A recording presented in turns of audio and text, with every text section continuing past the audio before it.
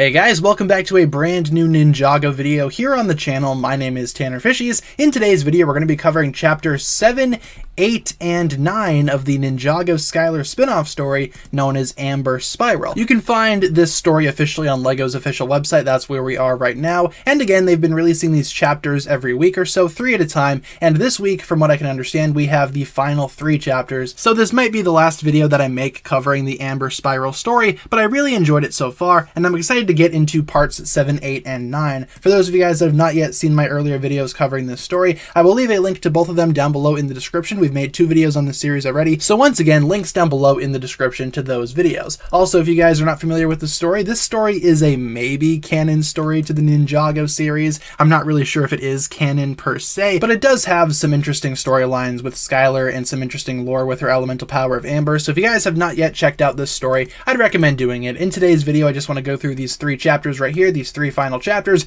read through them with you guys, and give my thoughts on them as we go along. So why don't we begin with chapter 7 here, entitled Amber Legacy. There we go. Excellent title for this chapter for sure. At first, when the light faded, I thought I was in a treasure vault full of gold, but then my eyes adjusted and I realized that my surroundings, an antiquated blacksmith's workshop, were covered in hardened amber resin. I could dimly hear Camille and Egon's voices from beyond shouting my name, searching for me, but I knew I had to face this alone. Interesting. Maybe this is the big face-off that we're seeing in this image. Let's read to find out, eh? I'm enjoying this so far. At last came a booming ancient voice, and a ghostly form drifted out into view. Spectral yellow chains ran from the amber around the workshop into his back, keeping him trapped inside this mockery of his home, Skylor Chen. I felt sick at hearing the original master say my name. I imagine she would. I mean, that's her last name for life, and Chen did a lot of not so great stuff to not only her, but the other elemental masters. It might actually be hurtful, reminding Skylor of her, I guess, family history, you could say. You've done well following in my footsteps, using the amber to divide and conquer. I'm almost sad to have to take it from you, but I must restore myself if I am to escape this urn. Yeah, so this is the original master of amber right here, for those that don't know. Originally making the amber element from scratch, amber was confirmed to be an artificial power, not one originating from the first Spinjitzu master. Interesting to point out. And this is what he looks like, I guess, inside the urn. Cool design. I like it quite a bit. It looks very grisly. He looks very angry. I'm excited to see where this story continues here. Let's keep on reading forward. Restore yourself. You don't mean. Take your body and leave your spirit here in my place. You are a smart girl. Okay, so this guy is kind of bad news. I gotcha. I steeled myself for a battle as wheels turned in my head. Had the Master of Amber been sending me visions on purpose? Was the vision of my mother all a lie, told to bring me here? Had I walked straight into his trap like a mosquito in, well, Amber? Hey, I like that quite a bit. You guys have seen Jurassic Park, haven't you? I pushed those dark thoughts away. I wasn't letting him steal my body and my powers without a fight. The urn hungers for what it can absorb, but my story will not end here. The power of Amber will be mine again. Suddenly, he stretched out a spectral hand, and I could feel him draining my elemental power. Ironic, right? Yeah, pretty ironic if I do say so myself. Again, draining Skylor's power. Why do I feel like we've seen that before? Oh yeah, because this was the exact same scenario that we saw in Tournament of Elements when Chen basically drained her power. Again, these feelings have got to be hitting Skylor hard here. This whole sequence very much reminds me of Chen. I imagine this is not fun for her, but let's continue onwards to chapter 8 of Amber Spiral, where the storyline continues, and chapter 8 is called The True Master of Amber. Alright, let's read through this one. The power of Amber was laid out between us, like playing tug of war with a thunderstorm. I like how that's written, very descriptive.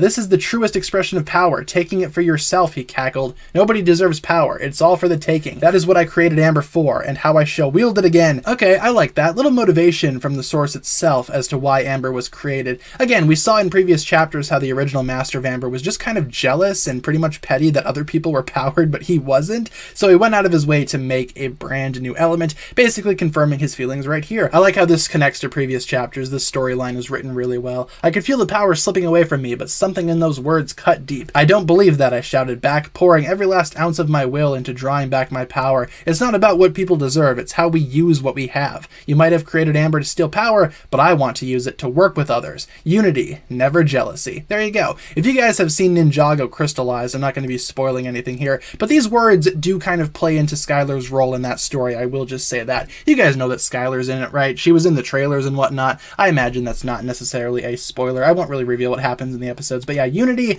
never jealousy. Important to note, going into crystallize, those words are very much true. true. It all clicked. I had a moment of clarity I haven't felt before, and overwhelmed the original master in a burst of yellow light. Never, not by my father and not by you. This sounds a lot like Skylor unlocking her true potential, but surely that's not what this is, right? Maybe this is her using the Spinjitzu burst, maybe. I don't know. I just thought this was kind of interesting. The original master dropped to the ground, utterly defeated, his willpower exhausted and the chains on his back shattering. I know he was a ghost now, but he seemed more translucent, and from the look in his eyes, I could tell he knew what was coming next. Green energy flickered to life behind him as a portal to the departed realm opened. The chains that the urn had used to stave off the beyond for years were gone, and the portal began dragging him inside, kicking and screaming. For a moment, I thought I saw my father's silhouette watching me from behind the portal. Ooh, okay, I like that quite a bit. But then the original master passed the threshold, and the portal imploded in a puff of greenish smoke. I like that. Possibly seeing Chen in the portal. But yeah, the Master of Amber, the original, seems to have been transported to the departed realm after being defeated by Skylor with whatever this could be. Again, kind of reminds me of a true potential, but that's not very likely, so maybe Spinjitzu burst. I mean, she is surrounded by Amber, right? Presumably in this urn, so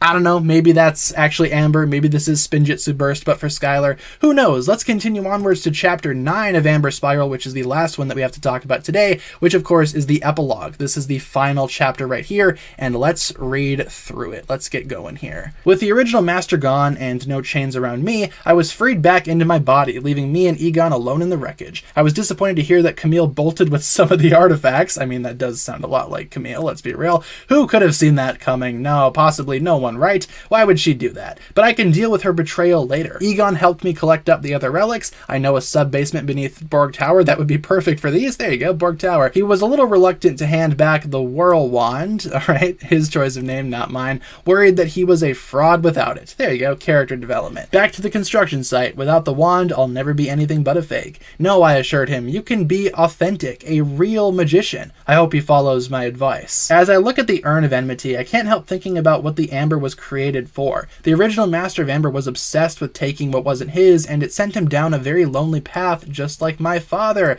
I guess it kind of runs in the family, does it? But then again, Master Chen wasn't from Skylor's direct family, right? She gets the power from her mother, so I don't know, it's just kind of a weird coincidence then. And I kind of like that. Basically, Skylor defeated her father, doing what she couldn't really do before, and I don't mind that actually, that's pretty cool. I think of my friends, and I'm so glad they helped me to find a different path, where the Amber can be used as a tool for teamwork, not theft. Unity, never jealousy. There are those words again. Again, Crystallized very much uses this for Skylor's character. Despite all the excitement, I was sad that I had been so easily manipulated by the original Master of Amber. My visions seemed suspicious in hindsight. Perhaps I wanted to believe in it so badly that I let myself walk into an obvious trap. Maybe it's time to accept that she's gone. It feels like losing her again, but if this adventure has shown me anything, it's that some things are best left in the past. Besides, I have an exciting future ahead. That you do, Skylor. That you do. I also like here how she pretty much accepts that she's never going to be able to find her mother, and I kind of like that too. Going into this story, going into Amber Spiral, I kind of expected to find out what exactly happened to Skylor's mother, and in a way I'm kind of, I don't know if I'd say disappointed that we didn't see Skylor's mother,